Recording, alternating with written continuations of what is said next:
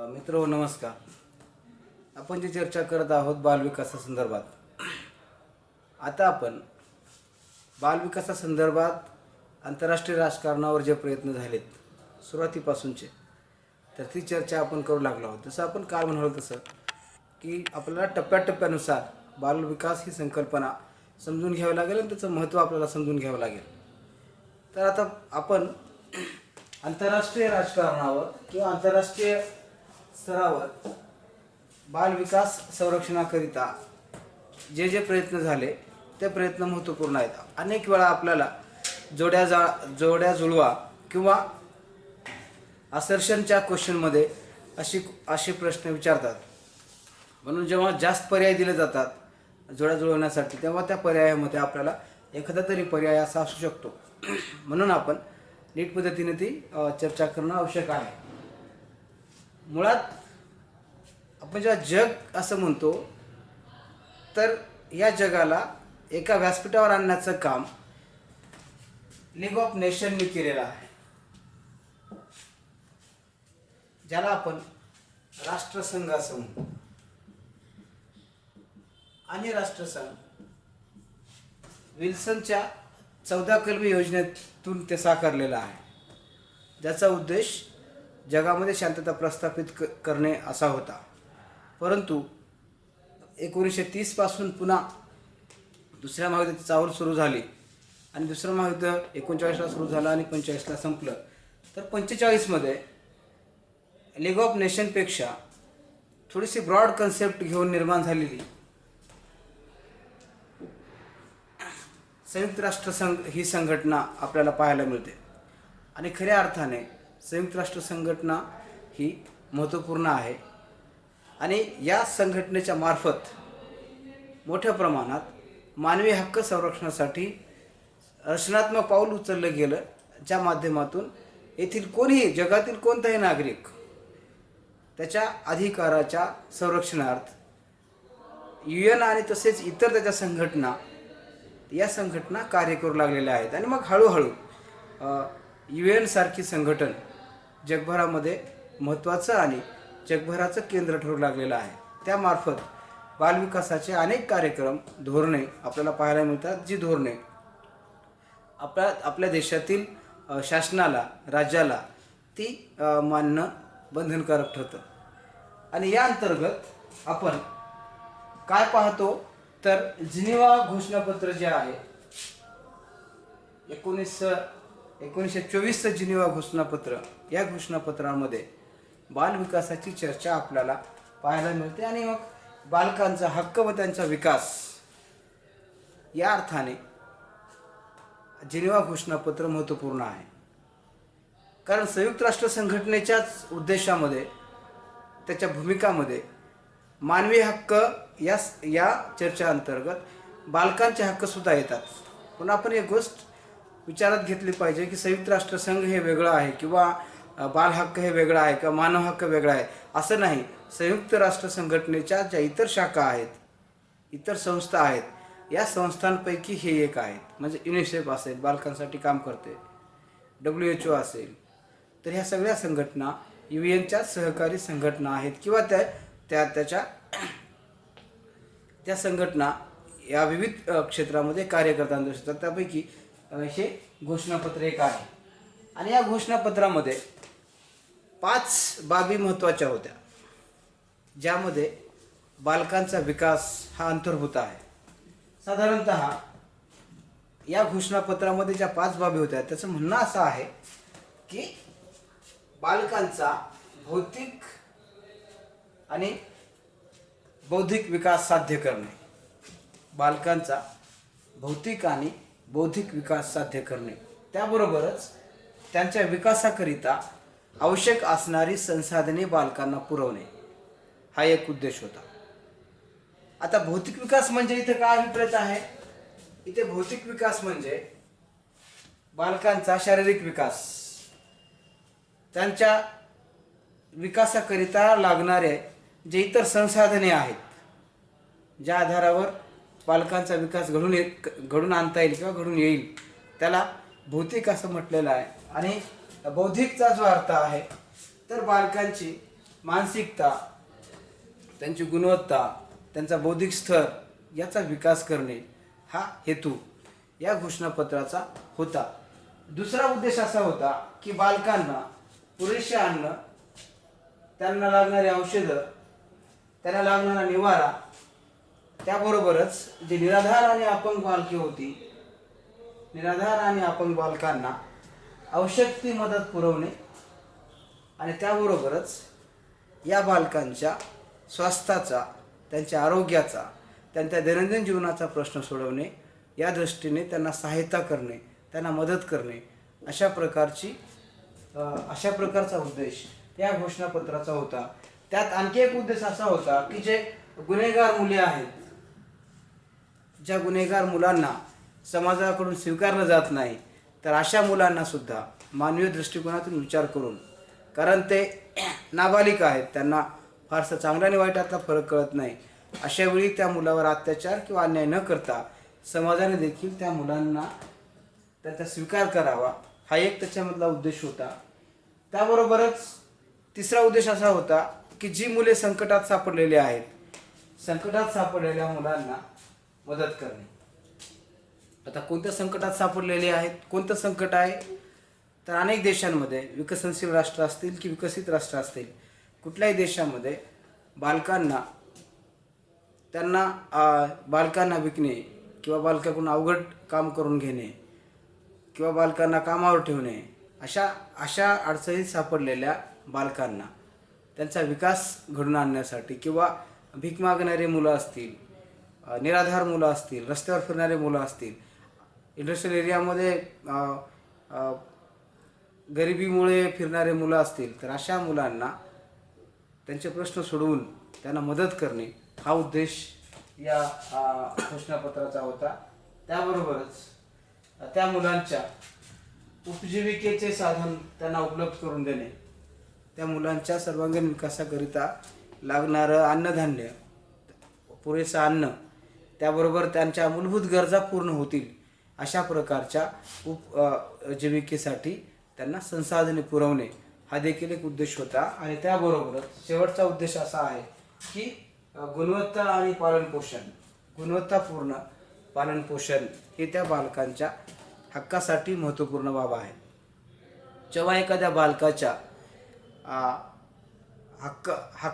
आपण जेव्हा बालकाचे हक्क म्हणतो, तेव्हा त्या बालकांना त्याच्या पालनपोषणाची जबाबदारी ही महत्त्वपूर्ण आहे. नुसतं बालकांचा विकास म्हणून चालत नाही, तर बालकांना आवश्यक असणारी जी संसाधने आहेत, तर ती संसाधने त्यांना गुणवत्तापूर्ण पोषण इत्यादी बाबी पुरवणे किंवा त्यांना सहज उपलब्ध होणे हे 5 उद्देश या जिनिव्हा घोषणापत्रामध्ये आपल्याला पाहायला मिळतात.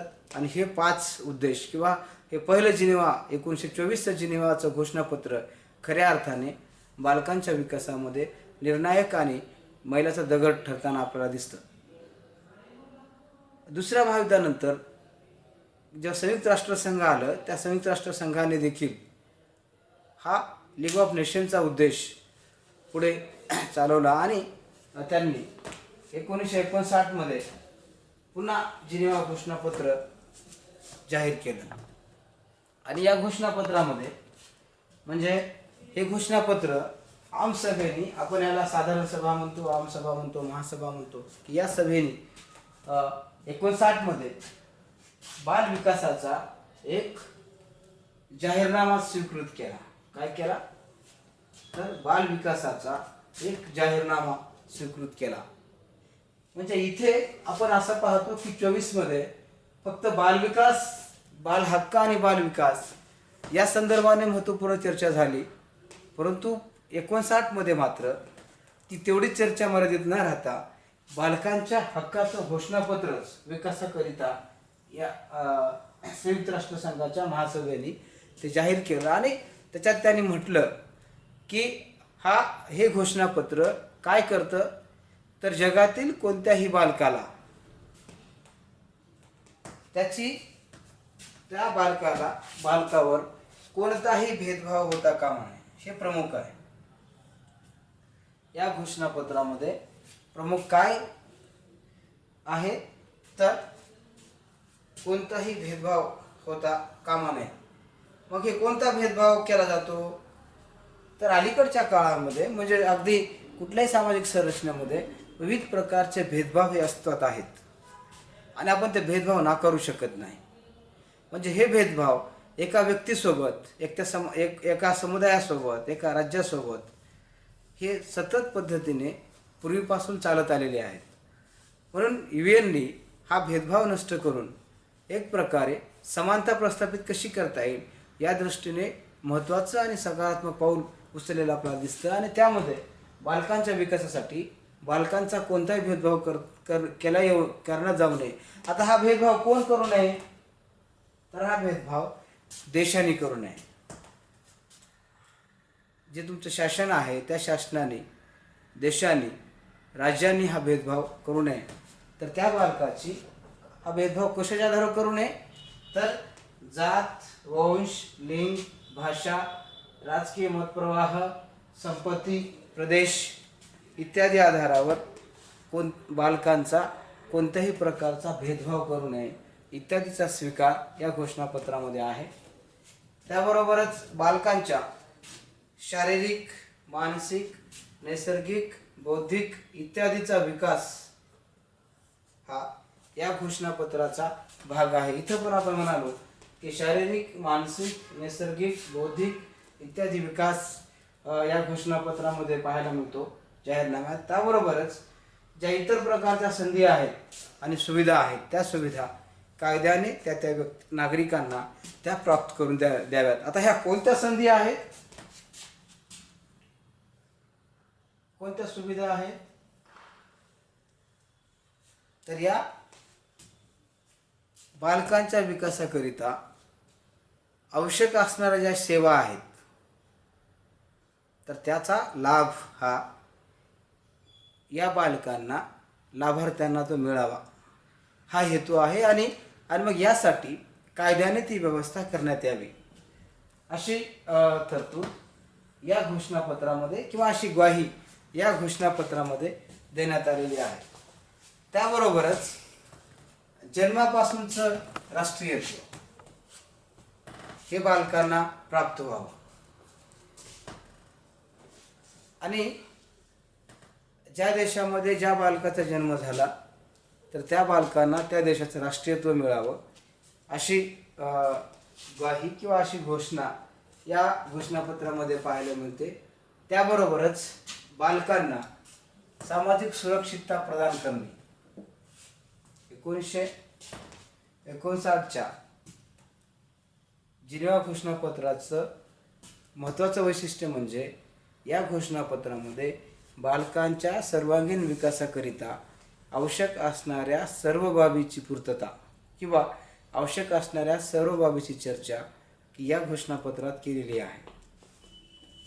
आणि यात बालकांना सामाजिक सुरक्षितता प्राप्त करून देणे. आता सामाजिक सुरक्षितता कोणती सामाजिक सुरक्षितता? तर समाजामध्ये जशा महिला सुरक्षित नाहीत, जसे दलित सुरक्षित नाहीत, जसे भटकेविमुक्त सुरक्षित नाहीत, तसेच बालक देखील सुरक्षित नाहीत. म्हणजे त्यांच्यावर वेगवेगळ्या प्रकारचे अत्याचार होताना आपल्याला दिसतात. तर त्या अत्याचारापासून त्यांना संरक्षण मिळवून देणे या घोषणापत्राचा भाग आहे.